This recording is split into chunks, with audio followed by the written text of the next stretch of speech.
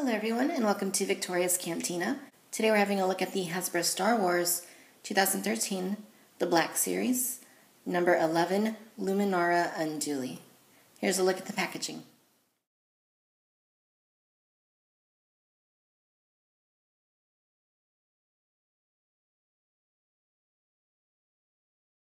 Alright, so this latest version of Luminara has been out for almost a year now. And I was a bit surprised when they announced her because frankly I don't think the previous version of her was all that bad. But in any case, I'm always happy when they go and update one of our more prominent Jedi Master figures. So upon first glance, it looks quite nice. It's quite a nice figure. The sculpt work on her is done, nicely. Coloring seems to match what I've seen, from stills and photos that were taken during production of Attack of the Clones. Of course, Luminara also appeared briefly on Kashyyyk in Revenge of the Sith, though we didn't really get to see her in action. As you can see, this figure is made of both plastic and soft goods. Overall, I think the use of soft goods here is a little bit overbearing. I would not say it's the absolute worst that we've seen, but, we certainly have seen better. Alright, so here's a close-up of her head. So as you can see, it's done quite nicely. It's painted, nicely. The coloring here is nice. She's got like a mint, olive green type skin tone. Eyes are done nicely. Lips, little tattoo on her chin. Looks great. Eyebrows look great. I've always liked the look of Luminara. She has something like a Egyptian pharaoh type look to her, and that's quite cool. Give you a look at the back there. Headpiece is sculpted quite nicely. It looks good. And then her costume looks quite nice. Looks like they have some pretty good detail going on there. And, it's just very regal looking of a design. I really like her costume. Really, really like it. But like I said, the soft goods I think is a little bit much. She has like a cape kind of thing back here. And in addition to her skirt, which are made of this wool type, rag kind of material. And it's not bad. I don't mind when they use soft goods in instances like this where they can kind of balance it out and make it look good. But the thing is, it's a little bit too long. As you can see, it kind of goes past her feet, and it makes her a little bit hard to stand as a result. Also, the headpiece is removable. You can pull that off. That's what she looks like underneath. Quite good. Quite good. And although that is cool, and although it looks like she's going to be appearing in Star Wars Rebels, I don't know that I really like this because it just comes off way too easily.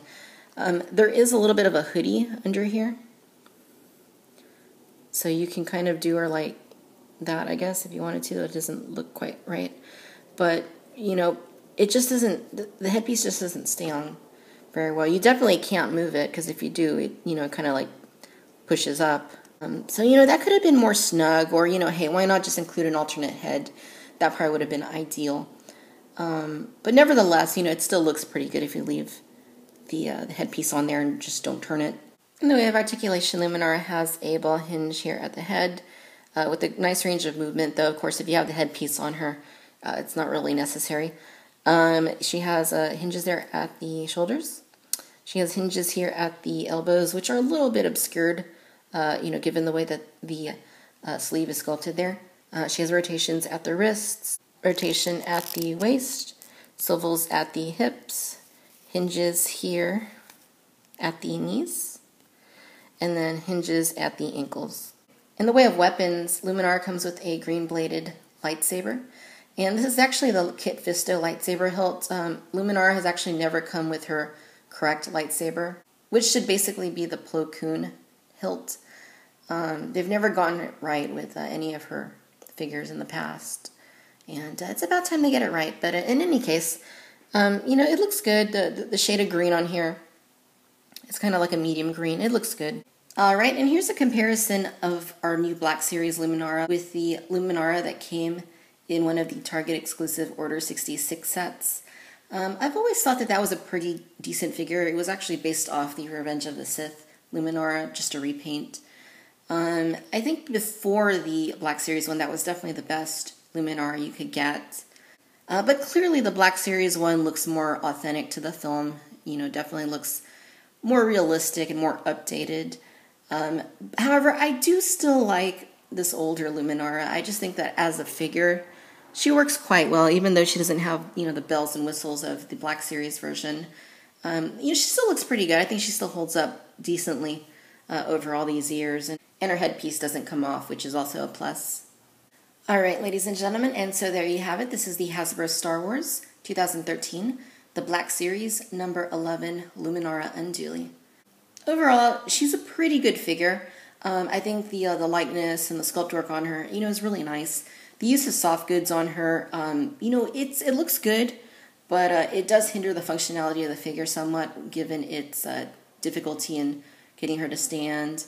The headpiece, while it looks great, and it is nice that they tried to incorporate something different in making it removable, does come off a little bit too easily and prevents her head from turning properly. And it falls off when you try to turn her head. Articulation is good. It's on par with most all other Jedi figures. I don't necessarily know that we needed a Luminara update quite yet. I mean, I'll definitely take her because she does look good and, she's a pretty good figure.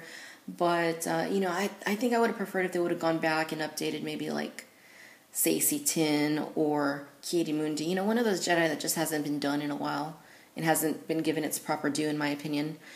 But she's here, and I do think she's definitely an update to the previous Order 66 figure. So if you like Jedi figures and you want to have the ultimate version of Luminara, then this is the one for you. Otherwise, if you're not really into Jedi, they're not really a focus in your collection, then you may be content with the Order 66 version of her. Thanks for watching Victoria's Cantina. Until next time, bye-bye.